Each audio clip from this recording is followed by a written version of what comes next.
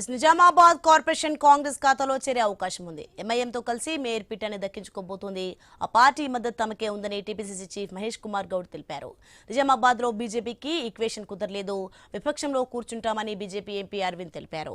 Nizamabad corporation లో అత్యధిక డివిజన్లు బీజేపీ ఖాతాలో పడ్డాయి. మొత్తం 60 డివిజన్లుండగా కాషాయ పార్టీ 28 కైవసం చేసుకుంది. కాంగ్రెస్ 17, బీఆర్ఎస్ 1, ఎంఐఎం 14 స్థానాల్లో గెలిచాయి. రైట్, ఇదే అంశానికి సంబంధించి మరింత సమాచారం మా ప్రతినిధి శ్రీకాంత్ అందిస్తారు ఫోన్ లైన్ లో. ఎస్ శ్రీకాంత్. నిజామాబాద్ కార్పొరేషన్ కు ఉత్కంఠకు దిగిందని చెప్పవచ్చు. నిజామాబాద్ కార్పొరేషన్ కాంగ్రెస్ పార్టీ కైవసం చేసుకుంటుంది. కాంగ్రెస్ పార్టీ వద్ద స్పష్టమైన మ్యాజిక్ ఫిగర్ ఉంది. బీజేపీ పార్టీకి 60 డివిజన్లలో 28 డివిజన్లు బీజేపీ పార్టీ కైవసం చేసుకున్నప్పటికీ 2 ఎక్స్ అఫీషియో మెంబర్స్ కూడా ఉన్నారు. వారి సంఖ్య 31కి చేరింది. అయితే కాంగ్రెస్ పార్టీ నుంచి 17 మంది కార్పొరేటర్లు గెలిచారు.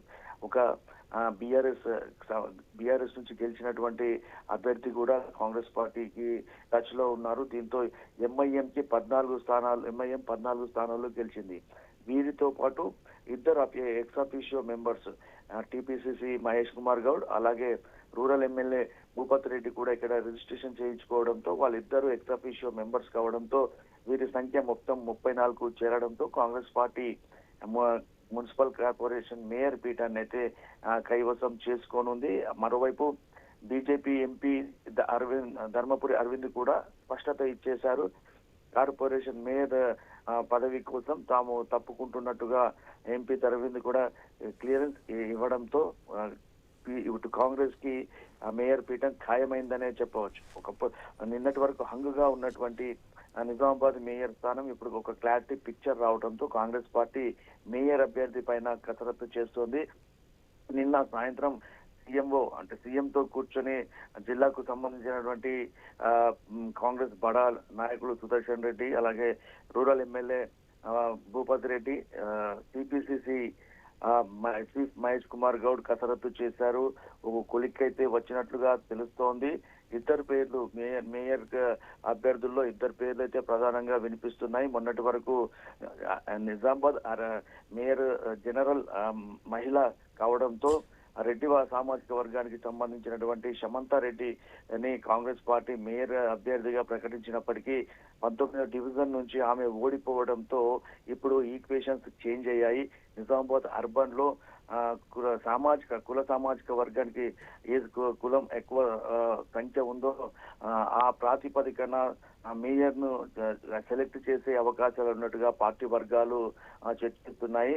ఎందుకంటే ఈ బీజేపీ 28 స్థానాలు రావడం, అధికారంలో ఉన్న కాంగ్రెస్ పార్టీకి కేవలం 17 స్థానాలు రావడం పైన కాంగ్రెస్ అధిష్టానం ప్రత్యేక దృష్టిని నిజామాబాద్ వైపు సారించింది. ఎందుకంటే నిజామాబాద్ అర్బన్ లో గత 15 ఏళ్లుగా కాంగ్రెస్ పార్టీకి సంబంధించినటువంటి ఎమ్మెల్యే లేకపోవడం పైన ప్రధానంగా దృష్టి కేంద్రీకరించిందని చెప్పవచ్చు.